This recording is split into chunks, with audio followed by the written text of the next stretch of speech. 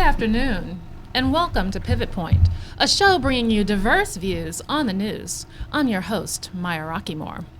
Well, the president's budget will be released this week. This is his 2013 budget, a document that many people have been waiting for with bated breath. And I've got to tell you, the reaction in Washington and around the nation has been explosive.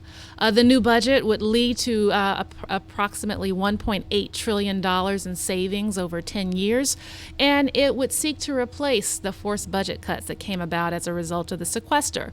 But is this what the voters bargained for when they re-elected President Obama in 2012? Let's listen to what President Obama actually had to say about the issue of Social Security and Medicare in 2008. Gone even further, suggesting that the best answer for the growing pressures on Social Security might be to cut cost of living adjustments or raise the retirement age. Now, let me be clear, I will not do either. Now, let's repeat that. The president said that he wanted to be clear in 2008 that he would not cut Social Security, that he would not cut benefits in Social Security. And yet, this current budget is expected to include up to $400 billion in cuts to Medicare, and up to $130 billion in cuts to Social Security and other government-issued benefits through the implementation of a strategic move called the Chained-CPI. Now, the White House is calling this move a superlative CPI, and we're going to get into this conversation with a panel of experts later in the show. But to suffice it to say, this cut is indeed a reduction in benefits under Social Security. It's a reduction in benefits for those who receive veterans benefits, and it is a cut, an across-the-board cut, in which they're trying to save $130 billion off of the backs of working middle-class Americans across the nation who have earned these benefits. And so, again, we've got to ask, is this what the voters bargained for? Ironically, many voters were hoping that the Obama administration's conservative tendencies in his first term would actually flip in the second term, that he would indeed become more progressive in his proposals. But this budget actually raises questions about the administration's second-term strategy. So I am pleased that this show, we will focus the entire show on the president's budget, what it means for the people, what it means for current seniors who are currently on Social Security, what it means for veterans and other people who are relying on government-issued benefits, and certainly what it means for the future of Medicare. We will have, at the top of the show, Alan Grayson. He is an elected representative serving in the United States Congress from Florida's 9th Congressional District. And later on, we will actually have a panel. And I actually think that this is a Harvard reunion of sorts, because every guest we're having on the show today either went to undergrad or law school at Harvard University. Damon Silvers, we will have him. He is the Director of Policy and Special Counsel for the AFL-CIO. He joined the AFL-CIO as the Associate Counsel in 1997. We'll also be joined by Max Richmond, a former staff director for the Senate Special Committee on Aging and a 16-year Capitol Hill veteran. He is currently the president and CEO of the National Committee to Preserve Social Security and Medicare. And we'll also have Nancy Altman. She is a 35-year expert in the area of Social Security and private pensions, and she co-directs Social Security Works. And so we are looking forward to this exciting panel. But first, Alan Grayson. Congressman Grayson recently returned to Capitol Hill after serving several terms in Congress representing Florida's 8th Congressional District from 2009 to 2011. And like his last term in office, Congressman Grayson has come out fighting on behalf of the people. And so it is my pleasure to welcome to the show Congressman Alan Grayson. Welcome, Congressman. Thank you. Thanks for having me on the show. Listen, you have not been shy about suggesting that the president's grand bargain is a grand betrayal. How so? Well, with regard to the specific cuts that you're describing, let's talk about what they actually mean. These are not cuts that make the programs more efficient. These are not cuts that rein in the pharmaceutical industry, which has been accused of overcharging on drugs. These are not cuts that attack fraud in the programs. These are cuts in benefits. And I think that there's a fundamental distinction between cutting the benefits, breaking the promise, versus making the programs more efficient. The president's Chained-CPI proposal for Social Security will end up within 10 years reducing Social Security benefits by $1,000 a year for every single Social Security recipient. It's just a matter of math. And that's wrong. We have indicated to people that if they work for 30, 40 years, however long it might be, and help other people and to pay for their benefits, then they'll be entitled to those benefits. And instead, what we're telling people is you'll get some slice of those benefits that you're working to pay for other people for, but you won't get your full benefits. The same thing is true of veterans. The veterans' benefits are calculated in exactly the same manner. I think it's cheating. I mean, if you look at what the president's actually proposing, he's trying to put lipstick on this pig by calling it superlative CPI. I don't even know what the heck that means. But what it means is it's less. And it's less for a particular reason that's almost malevolent. Let's say, for instance, that the cost of gas goes from $4 a gallon to $8 a gallon. Mm-hmm. Most people would regard that as a 100% increase in the cost of living for gas. What the president's proposing is that if gas goes to $8 a gallon, obviously some people aren't going to be able to afford to drive to work anymore. They're going to have to walk to work.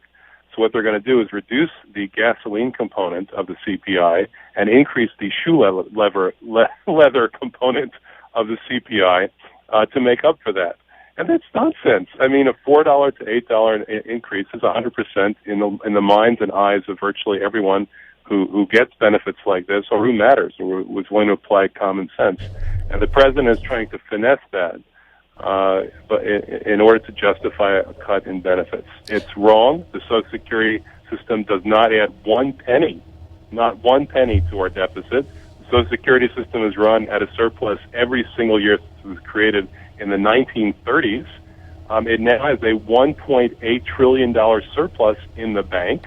In fact, it's the largest sovereign wealth fund in the entire world. And the president is doing this in order to justify increases in military spending. We're cutting Social Security, cheating our seniors in order to have increase in military spending under his budget. So I think it's wrong. This is interesting because I'd like to unpack this. By law, Social Security cannot contribute to the deficit debt. And yet we have the administration and others saying that in order to rein in our long-term debt, we actually need to cut Social Security benefits. Can you explain to our listening audience why this the seeming contradiction is why it's being sold this way? Well, this is what's known as a lie. It's a lie. The Social Security Administration has a vast, huge surplus that it's sitting on. And, in fact, it will run surpluses from now until the year 2037. I'm 55 years old. I'll be, 79 years old in the year 2037? I'm not sure that that's really crucial to me at any point. But even at that point, after that point, the Social Security Administration will still, under current law, with current projections and current benefit levels, still after the year 2037, still be able to pay at least 75% or more of benefits under current law. So it's 100% until a quarter of a century from now, and then 75% plus until after that point. And there's so many different ways to raise that from 75% plus to 100% plus that don't involve cheating current beneficiaries. For instance, right now, people who make more than $110,000 a year pay nothing towards Social Security. If we scrapped the cap, then Social Security would be able to pay out full benefits from now until the end of time. Another example is we could, for instance, apply the Social Security tax to Mitt Romney. Mitt Romney doesn't have to pay Social Security tax on his capital gains, on his dividends. That's why he ended up with a 16 or 15 or 14% tax rate. Right. If Mitt Romney had to pay Social Security taxes like you and I do, then then we wouldn't have this problem at any time at all ever in the future. What it is, it's an excuse, and it's an excuse that's meant to give rein, to give free rein to the right-wing impulse to hurt seniors, hurt poor people, hurt sick people, and by poor people I mean those people who use Medicaid, sick people, those people who rely upon Medicaid or Medicare, to take away anything that we do for ourselves through social insurance, right. Deprive us of it, break the promises that have been made in order to turn America into a country of cheap labor where people work until they die. Well, Congressman, what do you say about the White House going around saying that there will be exemptions for the very old and the very poor under Chained-CPI? Does that make it more palatable? No. I mean, what does that mean? That it's okay to cheat people who are 65, 66, 67, 68, 69, 70, 71, 72, 73, 74, and 75, but not people who are 76, 77, or 78? Right. That doesn't make any sense. Right. That's ridiculous. If it's a bad idea, it's a bad idea equally for everyone. Absolutely. And speaking of bad ideas and bad ideas for everyone, why would the Democratic Party actually support this? Congressman, we know that you actually circulated a letter saying that if any proposal came down that included the Chained-CPI, that you would vote against it. How many members of the Democratic Party signed on to that letter? 30. 30. Mm-hmm. What does it mean that only 30 members of the Democratic caucus, and recall that the Social Security and Medicare programs were implemented by Democrats, only 30 promised to vote against something that included this kind of deal? It means that roughly 170 of them need to be primaried next year. That's what that means. And that's not something I say lightly, because I am a loyal and strong Democrat. It means a lot to me.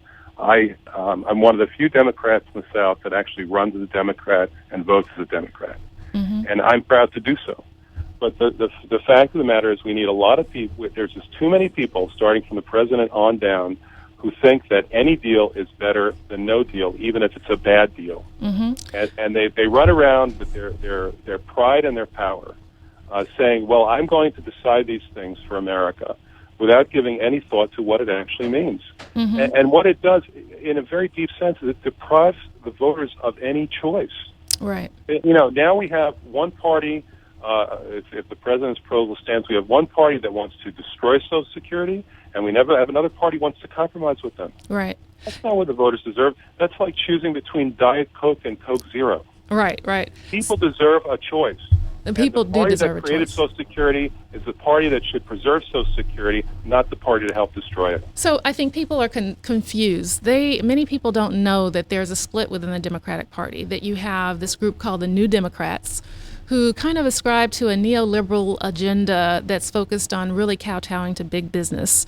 And big business, let us make no mistake, is for cutting Social Security and Medicare benefits, cutting social insurance. In fact, the Business Roundtable, the Fix the Debt Coalition, Pete Peterson, and other wealthy Wall Street actors have been arguing this for this cut, for these kinds of cuts for quite some time. And so the New Democratic portion of the Democratic caucus has been leaning in that direction. And yet you have progressives who are on the other side of this. Do you think that progressives will be strong in holding the line against any kind of incursions against these programs? Well, frankly, the president's position makes that difficult for people, because it's very difficult to face the media, to face your own constituents, and to have people say, well, you know, the president's okay with this. How come you're not? Right. And we saw that with the vote, my last vote, actually, when I was a former member of Congress. My last vote with regard to the extension of the Bush tax breaks for the rich. Mm-hmm. The president came out with his so-called compromise, which I thought was barely a compromise, mm-hmm. And extended the Bush tax breaks for the rich for 2 years, and cut out the legs from under those progressives who said, no, it's not doing any good. They're not creating any jobs. They're simply stuffing more money into the pockets of the rich, the millionaires, the billionaires, the multinational corporations. Right. And if we're serious about doing something about deficit, we have to end this now. And the president supported it. So the result of that was that 95 Democrats voted for it, and 95 Democrats voted against it. It split the party right down the middle. And that's what happens when, you know, our leader is essentially adopting the other side's talking points.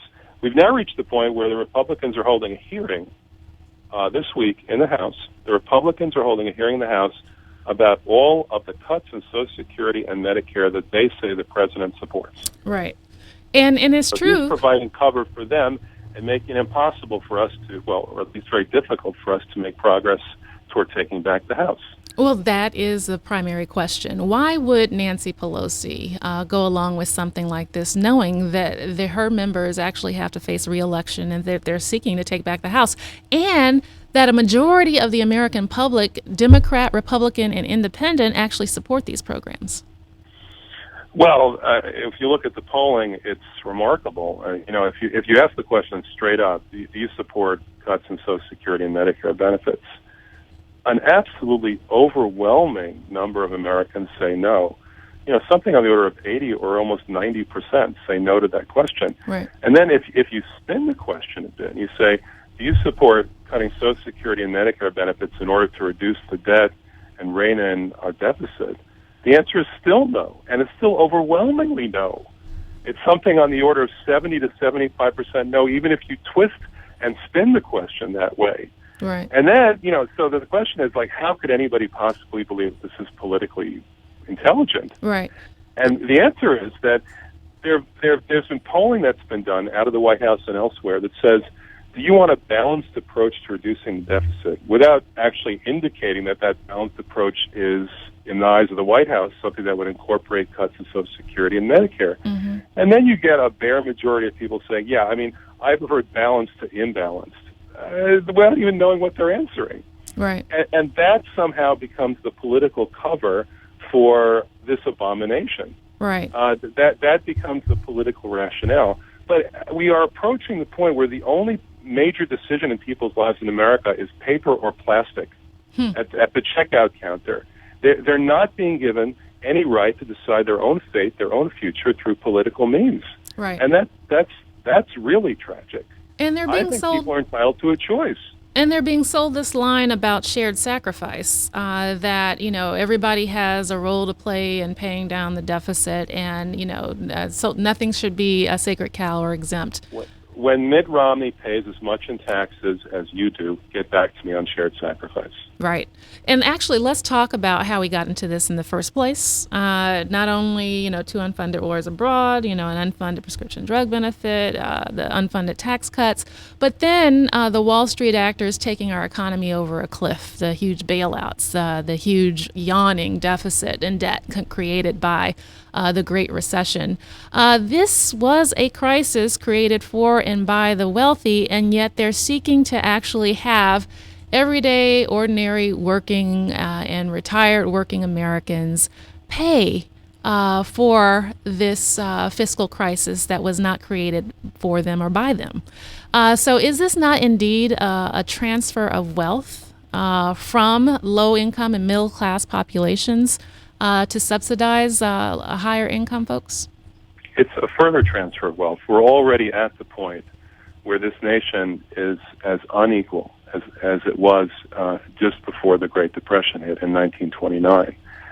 We have, in some respects, a worse distribution of income, a worse distribution of assets than we did in 1929, just before the Great Depression. And when you look at who's benefited from the recovery, the top 10% have benefited from all of the recovery. There hasn't been any recovery at all for the bottom 90%, according to the work of Professor Saez. And you ask yourself, where is all this heading? Right. Where does this end up? Do we end up with the 1% owning absolutely everything, and the 99% simply providing cheap labor to them? That would be That's a serf the direction system. where this is heading. That's a feudal system. Yes, that's right. It's a feudal system in this case, where people are not chained by the feudal system itself, but chained by the debt that they incur from having to survive.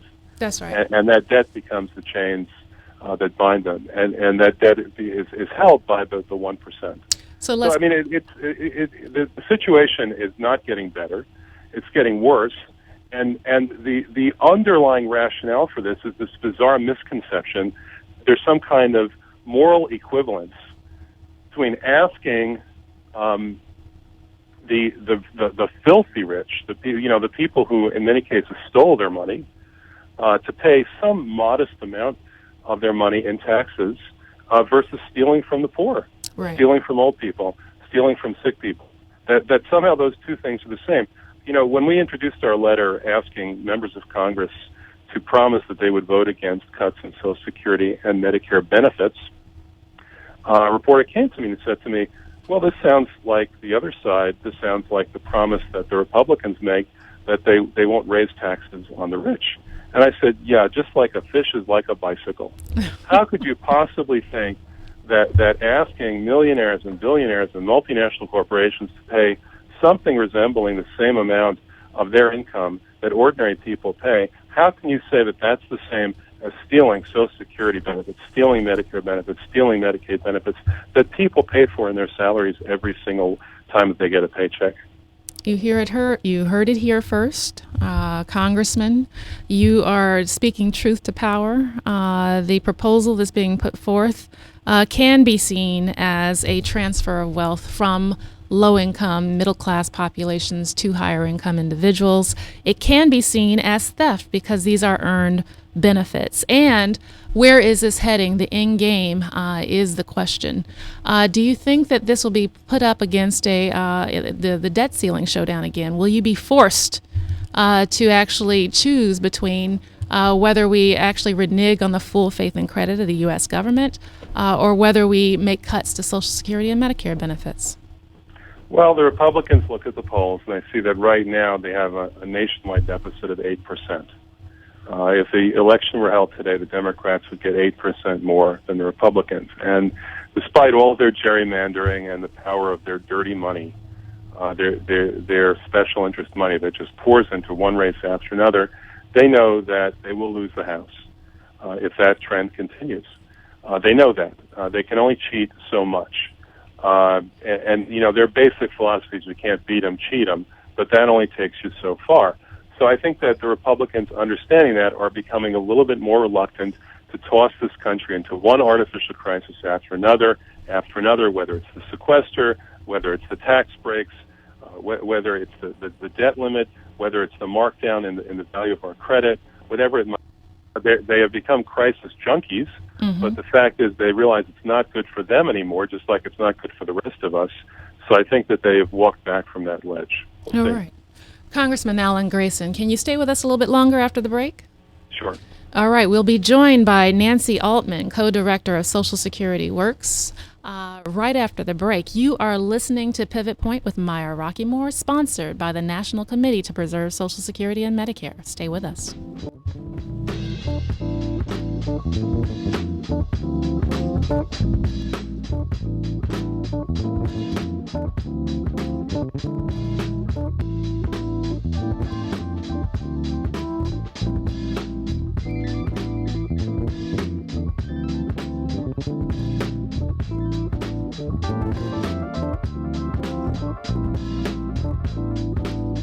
This is John Bauman. You know me best as Bowser, formerly of the group Sha Na Na. And you know, when we were rocking and rolling all those years ago, I wasn't particularly worrying about my retirement or how I'd pay for health care. But now that I'm 65, I really understand the importance of Medicare. Not just for myself, but for generations of working Americans who need secure health care as they get older. That's why this election is so important. The Romney-Ryan Coupon Care Plan will mean the end of traditional Medicare.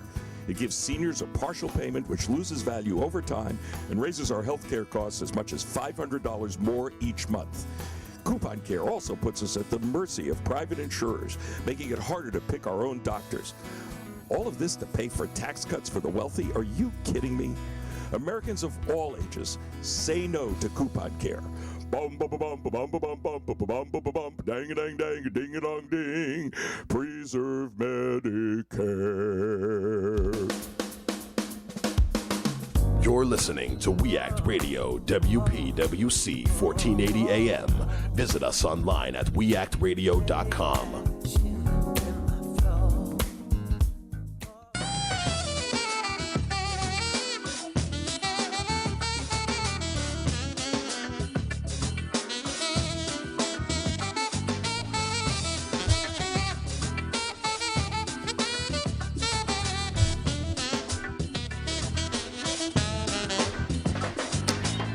Welcome back to Pivot Point. I'm your host, Maya Rockeymoore. We are joined by, on the phone, Alan Mark Grayson. He is the U.S. Representative for Florida's 9th Congressional District and a member of the Democratic Party. And we've also been joined by Nancy Altman, She is a 35-year expert in the area of Social Security and pensions. She's the co-director of Social Security Works and co-chair of the Strengthen Social Security Coalition. She's also the author of a book called The Battle for Social Security, From FDR's Vision to Bush's Gamble. And I am pleased to also be joined by Ernie Powell of Ernie Powell's Grassroots Corner. He is a regular here on Pivot Point with Maya Rockeymoore, and so it's my pleasure to add you all to the panel. Welcome. Thank you so much for having us. Thank you. And so with that, Nancy, Congressman Grayson just mentioned that Social Security doesn't contribute to the debt, does not contribute to the deficit. It is by law legally unable to do so. And yet we still hear people making the argument that we need to make cuts in Social Security like the Chained-CPI in order to address the debt. Would the funds raised from a Chained-CPI actually pay down the debt? No, they would not pay a penny. Representative Grayson is exactly right. Social Security has its own dedicated revenue. If it's paying out less, then it's got a larger surplus, and that money is invested, but it is required by law to be used only for Social Security. So there are a lot of Americans, because of the kind of loose talk, who think their money is being stolen by Congress. But up until now, it hasn't been. It does not add to the debt Well, at actually, all. now that you say that, Congressman Grayson said right before the break, and Congressman, you can jump in and repeat it, but he said that this is theft. The proposals that are out there are a theft of people's benefits. And indeed, Chained-CPI, if it doesn't go down to pay down the deficit and debt, and if it, so it would be indeed stealing. That's right. These are earned benefits. People have worked all their lives, paid from the time they were teenagers for this, and by law, this money is supposed to go for Social Security. So, what does it mean that we have stagnating wages? We have a private pension system that is falling apart. Defined benefit plans are going by the way of the dinosaur. People are really struggling as a result of the Great Recession, but even before then. And Congressman Grayson mentioned people are living on plastic a lot. So what does it mean that we have a sitting Democratic president saying that we should cut Social Security and Medicare benefits for people who need them? It's really shocking. We have a retirement income deficit that's a very serious deficit that people are not talking about, that today's workers are going to find it, according to all the projections, virtually impossible to retire and maintain their standards of living. Mm-hmm. And so what we should be talking about is increasing Social Security's benefits. We are the wealthiest nation in the world. We can clearly afford it, and it is the right policy, and for that matter, it's what the American people want. Congressman Grayson, I've actually heard you make that argument before as well, that we need to be strengthening benefits. In fact, you even talk about adding dental and eye care to Medicare. Tell us about your proposals. Well, as long as we have older people with eyes, ears, and teeth, there's going to be a need for that. The basic Medicare promise is that we will cover people's medical needs if they reach the age of 65, and I know that many people are shocked to find that that Medicare does not cover glasses, it does not cover hearing aids, it does not cover dental needs, and it leaves seniors hanging and actually harms their health, because there's a clear link at this point between gum disease and heart disease.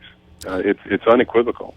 And so what happens is, because these things are not treated, and seniors have only a limited amount of money, all Social Security benefits altogether leave seniors just barely above the poverty line. The result of that is that these problems go untreated, and they cause seniors a lot of unnecessary misery. When you consider that Medicare already costs $6,000 a year for seniors on the average, until the last year of their life, when it cost $22,000 a year on the average. It would cost pennies in comparison to the current benefits in order to cover these basic needs. But these are pennies that seniors just don't have. So I am in favor, and I have specifically proposed, that we extend Medicare to cover eye and ear and dental medical needs. And Nancy, you actually have proposals that actually seek to strengthen Social Security. That's right. What kind of proposals are included under your plan? The average Social Security benefit is around, for all beneficiaries is under $15,000, it's around $14,000. That's less than full-time minimum wage work. So one proposal is simply to have an across-the-board benefit increase. Senator Harkin has actually proposed that in legislation. The AFL-CIO says about Social Security, and it can be said about Medicare, that these programs are solutions. They're talked in Washington about as problems, but they are solutions. So that there should be targeted increases as well. The women's groups have pointed out the need for child care credits, that people who work inside the home are contributing, and they should be earning Social Security credit for that as well. But people are hearing, Congressman and Nancy, that we can't afford these programs. So how would you actually finance improvements to Social Security and Medicare, Nancy? Again, we're the wealthiest nation in the world. Social Security, at its most expensive, when the entire baby boom is retired, will cost just over 6% of gross domestic product, which is less than Germany, Japan, France, Canada. Lots of countries are spending on their Social Security program today. There are many ways we could finance it. We could, one the proposal is talk about lifting the maximum on wages, but that's a proportionate tax. You could tax millionaires and dedicate it to Social Security, a financial transactions tax. Part of the reason we've gotten that Social Security is having problems is because of the imbalance, the growth wage, the stagnation of wages for the average person, and the huge growth at the top. So it may make sense to have some of that money go to Social Security. We've actually been joined in the studio by Damon Silvers. He is chief economist at the AFL-CIO. He is an expert on the economy. He's the director of policy and special counsel for the AFL-CIO. So I look forward to engaging and involving him in this conversation as well. But the issue and the question at hand is the fact that we have the sitting Democratic president offering a grand bargain that includes cuts to these vital programs at a very time in our nation where people need them most. And future populations, future generations will need this. The younger populations will need these programs, even though the Fix the Debt Coalition is arguing that these programs steal from the young. What's the real deal, Nancy? As I say, the real deal is that Social Security and Medicare transformed our nation. Prior to the enactment of Social Security, every state but New Mexico literally had poorhouses, and they were inhabited by older people. It sounds like Charles Dickens, but it was the way this country was. Social Security and Medicare have been extremely important in building the middle class. We should be expanding those programs given what's happened in the private sector. Private pensions. I don't know if you know, Ernie, but the congressman actually suggested before the break that Democrats who actually support any deal that includes cutting Social Security and Medicare benefits, implementing the Chained-CPI, they should be primaried. So from a grassroots perspective, what do you think of that possibility? I think they're going to face very unfriendly crowds if they do this. You know, I've been working in the senior movement for over 20 years, and many times I was the guy that got the phone calls when something would change or something would go wrong in whatever organization I was in. And the most passionate phone calls I would get was, why didn't I get a COLA increase?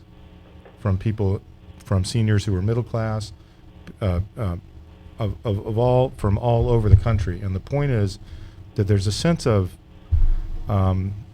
People never believe it's a system. They always believe that politicians voted to not give them their cost of living. And what we would answer on that question would be, well, no, it's because of the formula. It's because of other sorts of factors. But now the only answer will be that they voted to take it away or to lower it. Mm-hmm. And that is peril for anybody running for office. It is peril for anybody running in a primary. It is peril for a midterm election because you have a lower turnout. And the people that vote tend to be angrier, and they're going to be angrier and older, and this is an utter disaster for anybody that votes for it. Congressman, have you gotten many calls from your constituents? Don't you have a very high population of older adults in your district? Well, sure. I mean, for goodness sake, I represent part of Florida, so you can only imagine. But it's not just that. It's the fact that over 250,000 people have come to our website, nocuts.com, no-cuts.com, and signed our petition. It's the fact that so many people are up in arms about this even before it happens. You may see massive demonstrations over this if it goes any further, and I think that I take no pleasure in saying this, but I think that there are a lot of heads that are going to roll over this, both Democratic and Republican, if it ever gets far enough to actually matter. It used to be that Social Security was referred to as the third rail of American politics, meaning that in the subway system, the two rails carry the train, the third rail carries the electricity. Touch the third rail and you get electrocuted. And now people are dancing on the third rail. So I've never seen anything like this before. I mean, whatever it is that the Tea Party was angry about, and I'm still not sure what they were angry about, it'll be nothing compared to this. Ernie, then Nancy. Well, just real quick, and it's such a breaking of Congressman. Thank you for those comments, but it's also want to add that it's such a breaking of trust. I mean, people depend. Many folks won in this past election based on protecting Social Security, and to go in this direction is not only wrong. It's not only bad policy. It's a breaking of a promise and breaking of trust. But the sad thing about this is that it gives the Republicans cover. It used to be pretty clear the Democrats supported Social Security and Medicare, the Republicans were against it, and now it's a much cloudier situation thanks to, or no thanks to, the president making this kind of proposal. And what you're going to see is that unscrupulous Republican political consultants are going to run ads against Democrats in districts that are marginal districts, saying that the Democrat candidate supported the president's proposal to cut Social Security, and therefore the Democrats should be defeated and replaced with a Republican. And let me say that, Representative Grayson, the Republicans definitely understand the power of this. We're hearing that when, as Ernie said, people are very concerned about their COLAs, and when they're hearing that there may be legislation to cut it, and they call their Republican members, those offices are saying, hey, this isn't our proposal, call the White House, it's the president's proposal. So that's happening. You pointed out earlier that Chairman Camp is holding hearings about the president's ways of cutting Social Security. So this is not, the president may be trying to reach out in some kind of friendly gesture, but the Republicans understand the sword that's being handed to them. And the president's seeing that right now with the sequester. The Republicans' game plan from the beginning of the sequester has been to blame it on the president. And that what actually happened historically is that the Republicans said it's either this or we'll default on the debt. But they say, well, the president signed it into law, and therefore the president stuck with it. That is their main talking point regarding the sequester right now, and anything bad that happens as a result of the sequester. Now we're going to make it worse, because instead of talking about FAA cuts and Meals on Wheels cuts and other cuts in relatively minor federal programs, now we're going to be talking about cuts in Social Security and Medicare, which the sequester excludes. Damon, AFL-CIO, what's their take on the president's budget? Well, of course, we haven't. It's nice to be here with you all. We haven't actually, of course, seen the president's budget, but we've seen the kind of preview. The labor movement said some time ago when this fiscal folly started that we said two things. One was that this is an upside-down conversation, that as you were saying a few moments ago, the real crisis America faces is a lack of jobs, falling incomes, economic insecurity. If budget cutting, fiscal austerity like they're doing in Europe, that makes all those things worse. So that was the first thing we said. The second thing we said was that the labor movement was going to oppose benefit cuts in Social Security, Medicare, or Medicaid, no matter who proposed them, and that we were not going to give any political cover to politicians who wanted to undermine the economic security of the American people by cutting those vital programs, the benefits in those vital programs. So when the president proposed, as part of, frankly, a political game, that we should cut not just any benefit, but perhaps the most important benefit in that package, which is the Social Security cost of living adjustment, we were very clear from President Trump, the president of the AFL-CIO on down, that we're just against that. Plain and simple. We're against cuts in Social Security, even if the president proposes them. And so we saw weak job numbers last week. We know the economy is still struggling and seems to be maybe even heading back into another dip. How would austerity measures like this actually have an impact on the economy? Well, it's really very simple. Social Security checks, the cost of living adjustment, money, Social Security goes into the pockets of people on limited incomes who basically spend it all. And so if you cut those checks back, you'll cut down the amount of spending in the economy. It's very different, for example, than raising taxes on people who make more than $200,000 a year, who save a large portion of what they earn. Taking money out of the pockets of Social Security recipients is about the dumbest thing you could possibly do in terms of economic policy. I've got to ask this question. Has the Democratic Party lost its true north? Does it know what it stands for anymore? Nancy. Unfortunately, I think it has. It was this party has always been the party of working people, and it's always been the party of Social Security and Medicare.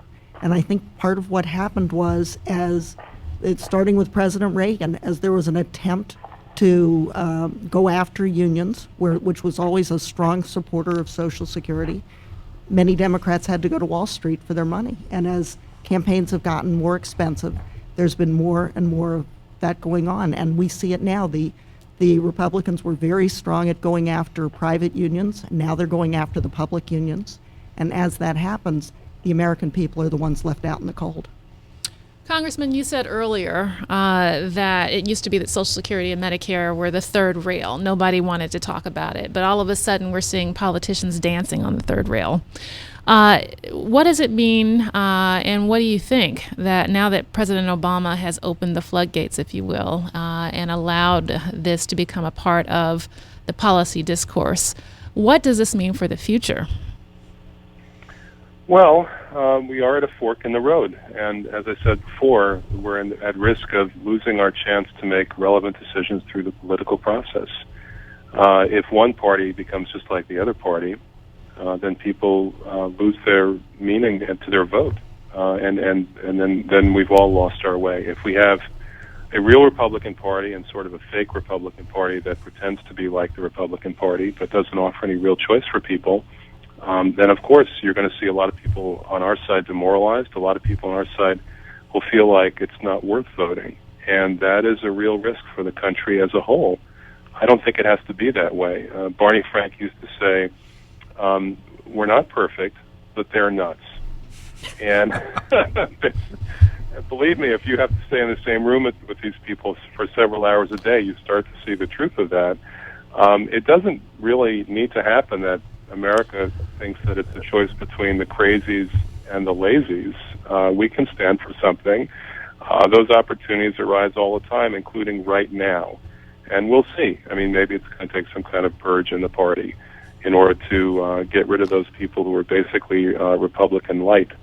But I hope it won't come to that. I serve with a lot of people on our side who have both a head and a heart, and even sometimes a spine.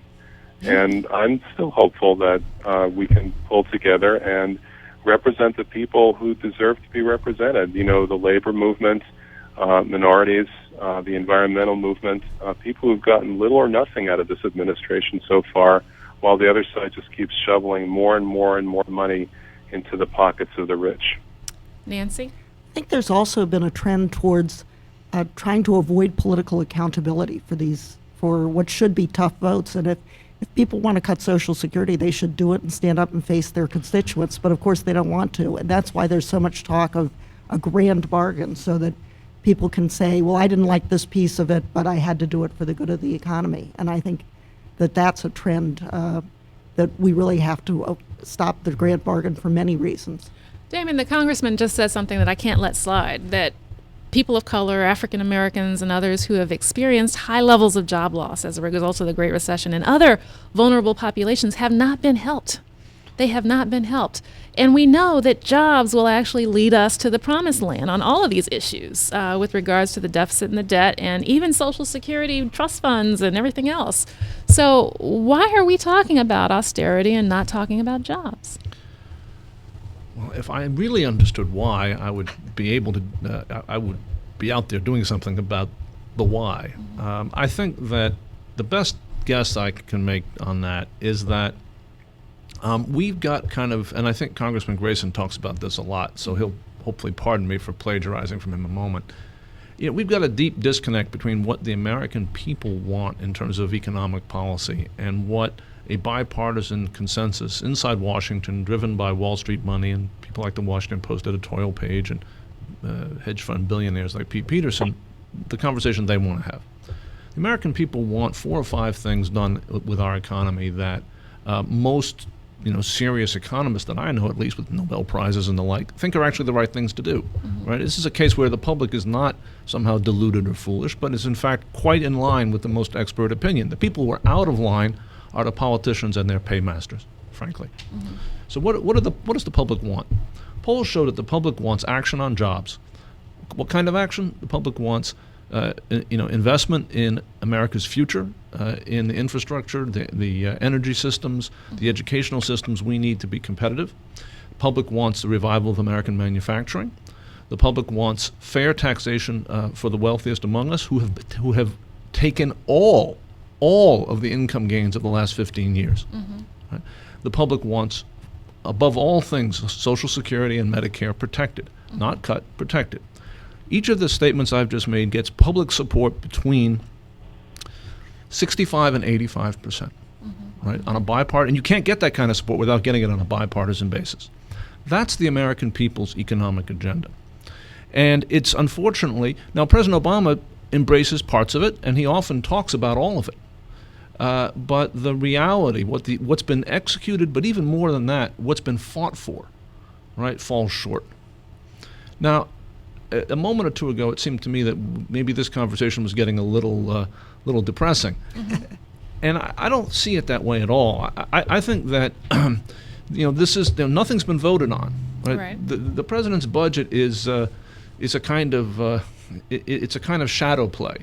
Right? Congress just voted the spending for the year 10 days ago.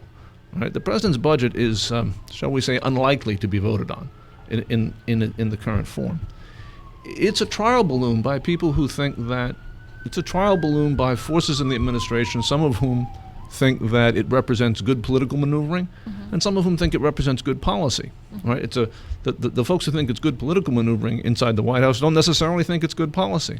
Right? I know there are people on TV defending it who don't believe in it. Right? The question is, what kind of response do they get when they test the water? Right?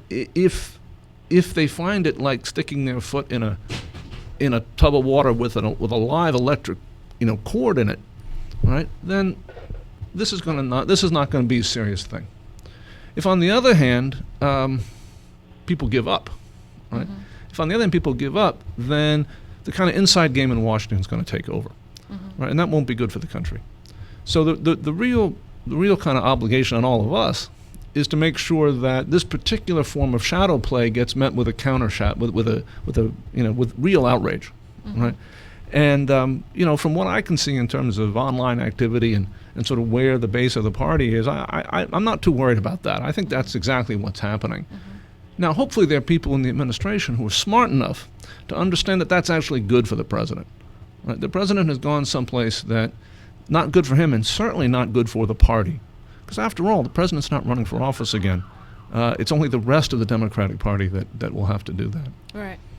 So actually, this brings up a good point. And Ernie, I've been using my social media to kind of put this stuff out there, as well as talking about this in various places. And people inevitably ask, what can we do? And normal people, everyday people who aren't plugged into Washington politics, they view voting as and they said, didn't we do something about this in 2012, in November of 2012, when we reelected President Obama? What can we do now? What's the grassroots response? The grassroots response is to fight this proposal. The grassroots response is to say that this proposal is wrong, this proposal hurts people, this proposal is the breaking of a promise. How? And the way that we're going to do it is we're starting our campaign this week. The National Committee is going to have a call-in day on Wednesday. I'd like to give the number. It's 1-800-998-0180. We're joined by a number of partners, friends from the labor movement, by Social Security Works, and a number of other groups. We're going to be having a demonstration in front of the White House on Tuesday at 12:30. It's a demonstration and a press conference. We are also going to be having delegations across the country, all of these groups, meeting with House members and U.S. senators to tell them that this is a bad proposal, that they do so and if they do it, they will be hurting their constituents. So what we need to do is organize and make our voices heard very loudly. I'm going to repeat the number.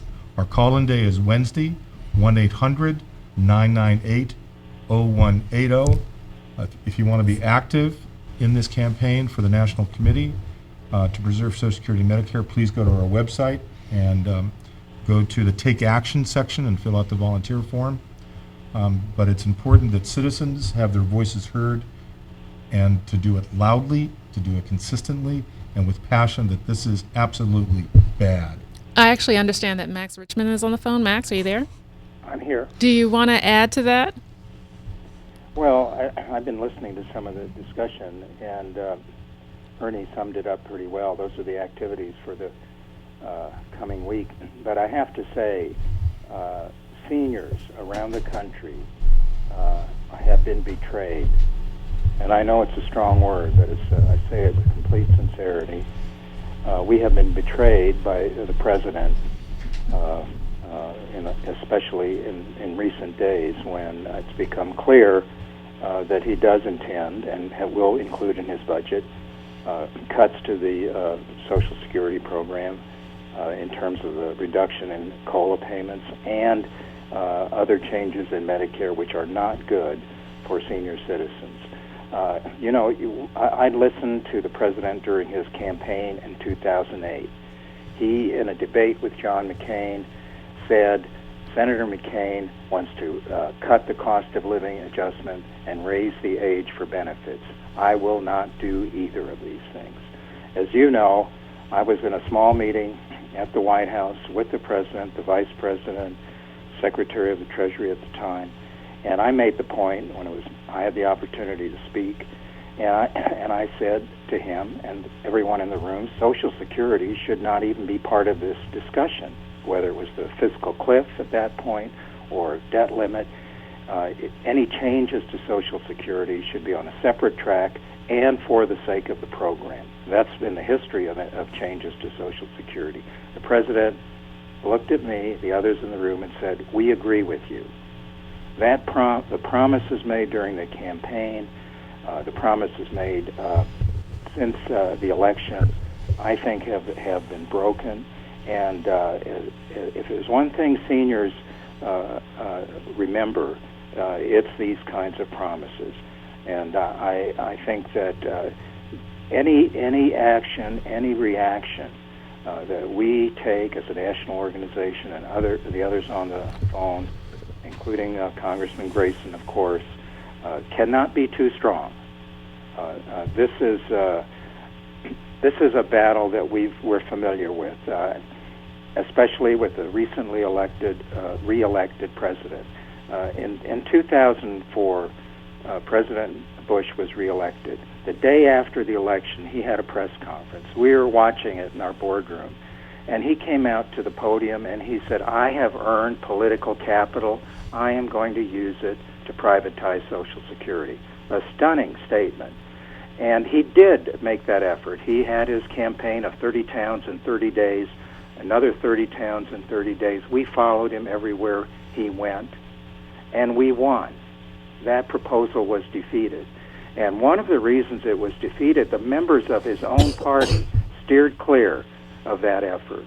There was very little support. There were a couple of bills introduced, but nobody was out campaigning or appearing on the talk shows supporting that effort. So his own party walked away from him on that. And the commitment that we have to make now as senior groups and seniors around the country, as Ernie just talked about, is that same kind of vigorous commitment to deal with a recently re-elected president who has decided that it's more important to use Social Security and Medicare as bargaining chips to arrive at some grand bargain. It's a wrong thing to do.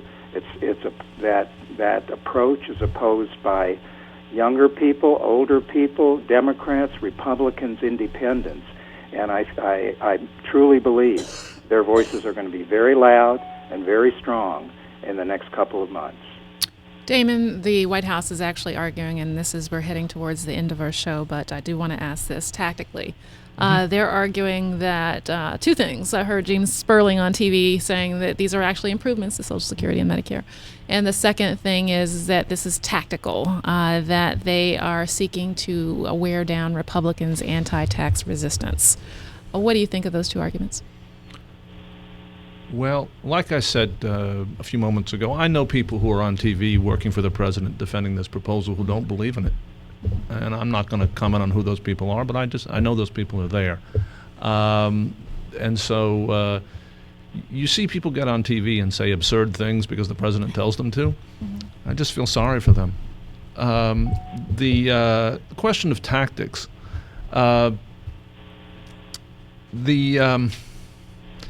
this is sort of the hard part, really, of this conversation.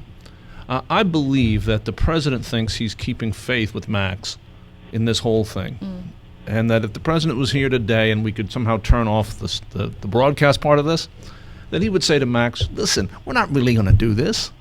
Right? This is a game. All right? This is a game. This is a game to make Republicans look unreasonable, show that I'm bigger than all this. And we know that the Republicans are never going to come to my last dollar of my offer. So we're never going to get to this. It's just a game.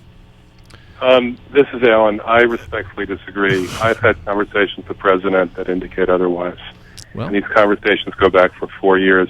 Elaborate. But Alan, I'm trying to put the president in the best possible light. That's not a light that he deserves at this point. Wow. Now, but here's the problem with that. Okay, the problem with that is that this is not a game. That as several people have said in this conversation, a couple of things are going to happen in real life as a result of this, no matter what happens next in terms of the fiscal fight. The first is that the belief of rank-and-file Democrats that there's a reason to go out and vote, and I think Alan talked about this earlier, the belief of rank-and-file Democrats that there's a reason to go out to vote is going to be heavily damaged. And that's not just going to affect people who signed on for the president's program, that's going to affect people like Alan. And it's going to mean that the overall power of big money in our society is going to rise. The other thing that's going to happen is that, and several people have talked about this in this conversation, is that a whole lot of folks who have a variety of different reasons to want to destroy Social Security and Medicare. Some of them want to destroy it because they want to pick up the business for their business on Wall Street. Some people want to destroy it because they fear that taxes for the rich might go up if we tried to strengthen those programs. Those folks are going to see opportunity. They see opportunity and they see cover. And regardless of how these tactical games play out, those two things are really going to happen in real life. Right. And the only way to stop them is by what we've been talking about in this program, which is to make sure that this whole thing is totally radioactive. Mm-hmm. Congressman Grayson, I'm going to allow you the last word. Do you actually believe that President Obama believes that that this is a part of his legacy, that he can actually build a reputation by being the first sitting Democratic president to actually propose cuts to the big pillars of progress that we have created in the 20th century, Social Security, Medicare, Medicaid? The president buys into the right-wing analysis that both programs are somehow in danger. And the president, in a very misguided fashion, actually believes that he is saving both programs. And as was true to a great extent on the Obamacare bill, the Affordable Care Act, the president doesn't really care about the specifics of the outcome. He just wants an outcome. And he hopes that he will be remembered as the president that put Social Security and Medicare on what some people would call sounder footing from now until the end of time. That is completely, in my view, delusional. The idea that by taking Social Security away from people, you're putting on a sounder footing is demented. If we raise the retirement age to 67, that's a 100% cut in benefits for people who are 65 and 66. And I don't think that's saving the program at all. But I think that what's actually happening is that the president honestly believes that what's happening here is going to put these programs on a sounder long-term footing, and he's not terribly concerned about the details. And, of course, the devil is in the details. The big devil is in the details because, Nancy, what do we know about the retirement age is already raised to 67? And for every year you raise it, it's indistinguishable from a 6 or 7% cut in benefits. The benefits are already too low. The American people know that, and there's a lot of Orwellian language, strengthen it by cutting it.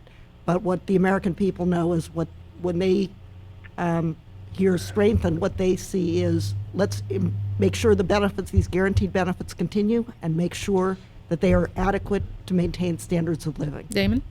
I call this the My Lai approach to saving these programs. In order to save them, they're going to destroy them.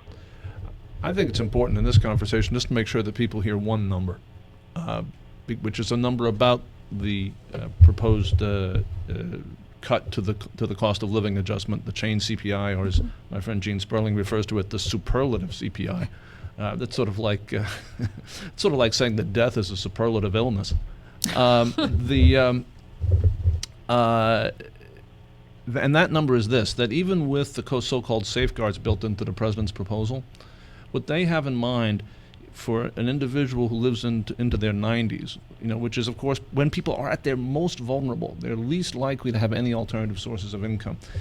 Even with their safeguards, it's a $10,000 cut. Mm-hmm. Mm-hmm. Right? That's a number to remember. Even with the exemptions that they're proposing for the very old. Yes, even with the bump that they're proposing for the very old. Right. And remember what this is really about, right? Here's the president sitting with the full menu of fiscal and economic choices in front of him. He could propose to tax anybody or cut anyone, right?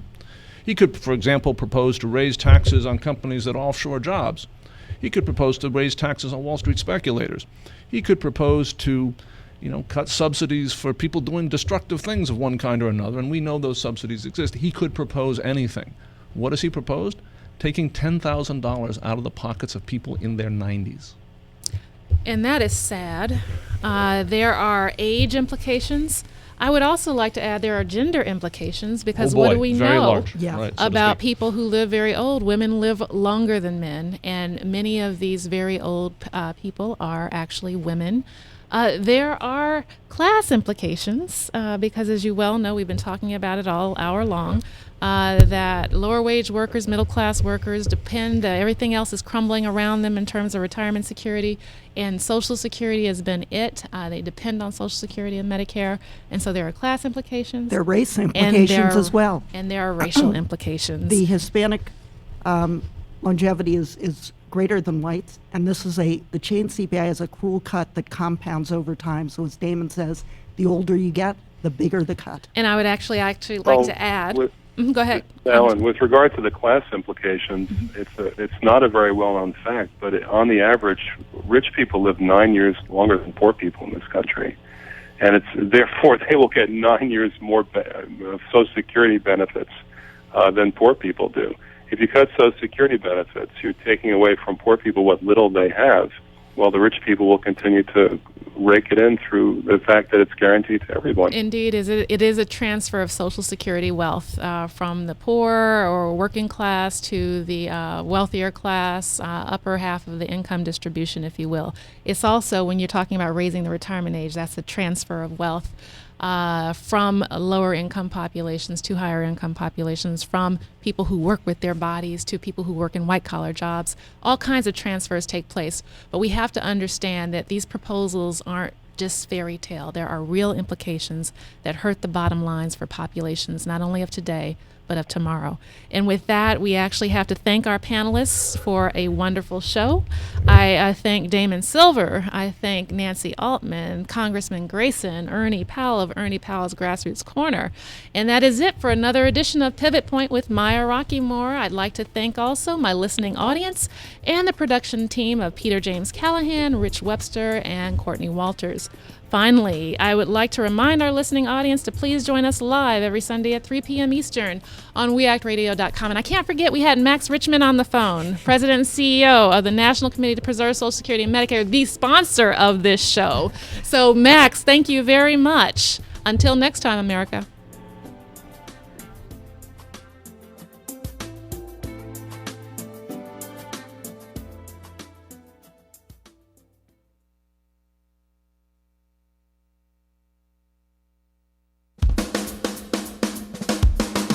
You're listening to We Act Radio, WPWC 1480 AM.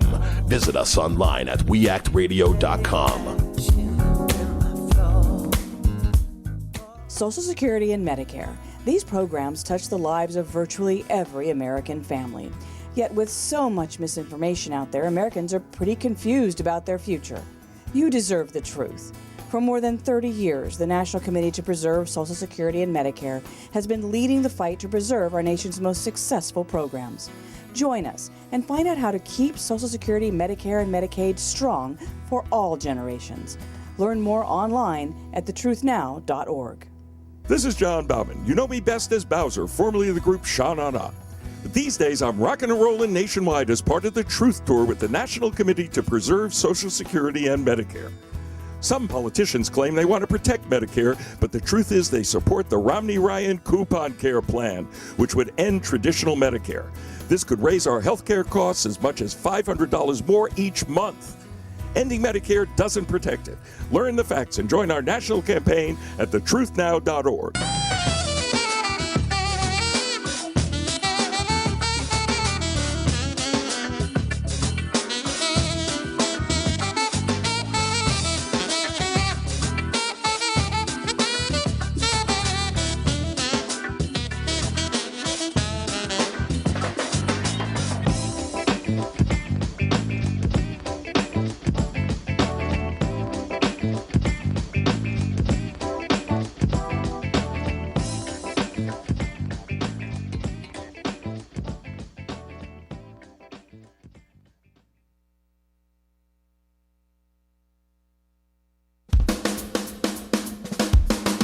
You're listening to We Act Radio, WPWC 1480 AM.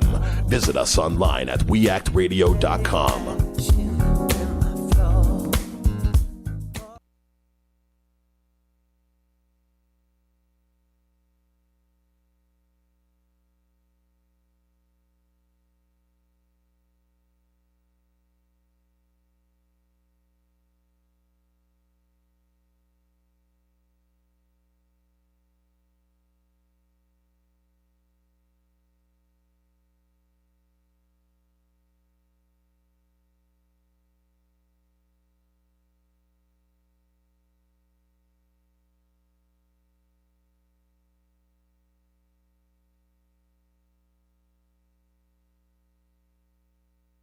I speak from Pennsylvania's death row. A bright, shiny, highly mechanized hell. Mumia Abu-Jamal is one of the lost souls of the revolution. And they're trying to figure out how to shut him down entirely. They have moved heaven and earth to stop his voice being heard in the United States. When you talk about groups that are maligned and slurred as terrorists in the major media, they're really small fry.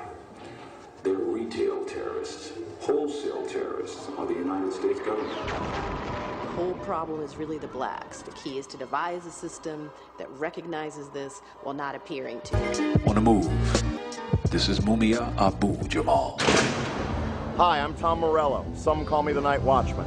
And the case of Mumia Abu-Jamal is at a crucial stage.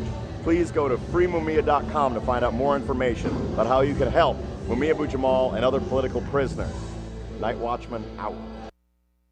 Hello, this is Julia Louis-Dreyfus, and I want to tell you about my new favorite discovery.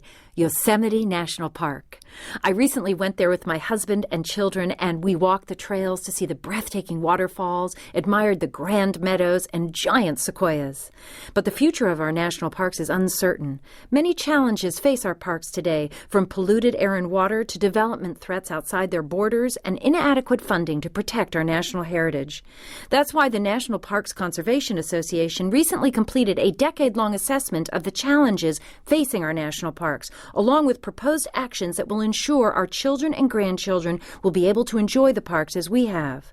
Our national parks have inspired Americans for nearly 100 years. As we approach the centennial of the National Park Service in 2016, please join us in helping to protect our national park legacy. Find out how at www.mpca.org.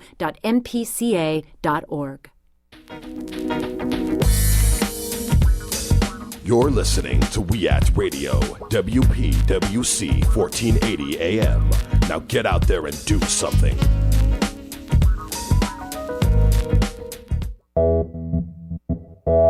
Here's today's headlines from Workers Independent News. I'm Jesse Russell. Beyond the Checklist, What Else Healthcare Can Learn from Aviation Teamwork and Safety is a new book that explores the parallels between aviation and healthcare, and how over the decades, aviation has evolved, while healthcare has not. The book details how when the aviation industry was plagued with a high rate of crashes, the industry came together and developed crew resource management. The goal of CRM was to change the paradigm, where the pilot was king of the plane and didn't listen to anyone else. The book argues that the United States healthcare industry, where nearly 100,000 people die due to safety issues and lack of communication, can save lives by adopting CRM. Suzanne Gordon, a co-author of the book, explains. They teach people how to communicate. They teach people how to listen to other people. They teach people not only to listen to other people, but to solicit input from other people, which is very different from listening to other people, right? They teach people how to challenge authority. Gordon said CRM breaks the perception that an airplane is something a pilot owns. If a first officer detects that a captain isn't acting with all of his faculties, he can take control of the situation. She said that doesn't currently exist in most surgery rooms. If an intensive care doctor sees a surgeon making a big mistake, he can't take that patient away from the surgeon. The surgeon conceptualizes the patient as something he or she owns. It's very difficult to take control of the ship, as it were, from somebody who's taking that ship, i.e. the patient, into the ground, and it happens every day. Gordon said the fears doctors express of CRM echo the same pilots had in the 80s. It took a concerted effort by the companies to reassure the pilots that CRM was the right thing to do. They worked with organizational psychologists, sociolinguists, human factors researchers. They worked with the government, they worked with the union. She said it isn't only the doctors not communicating. It's a toxic hierarchy. In my view, in healthcare, toxic hierarchy is a gift that keeps on giving. And this total refusal to share information and to even conceptualize the need to share information.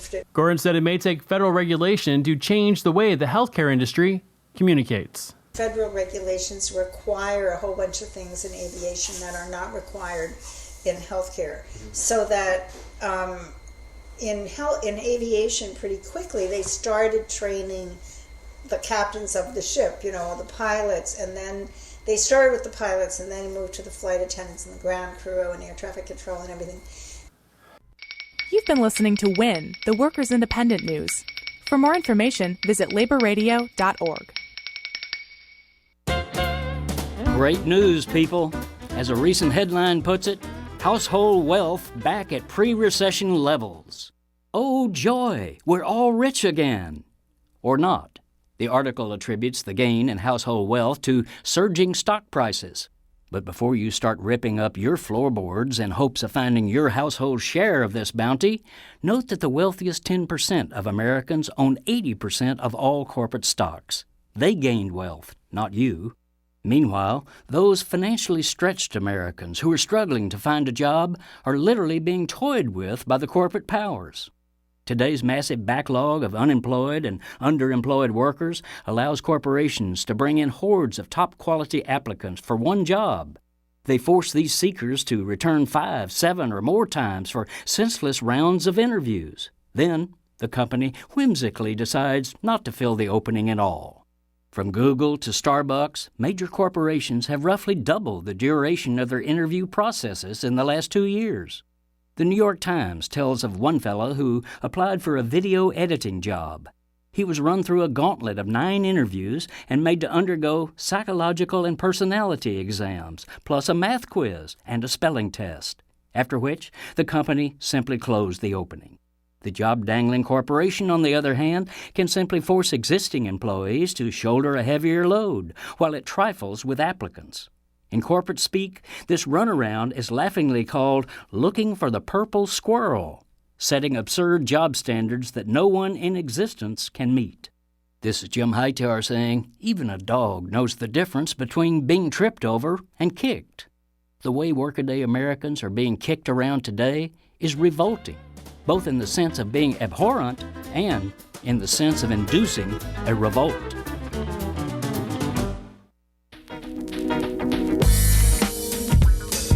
You're listening to We Act Radio, WPWC 1480 AM. Now get out there and do something.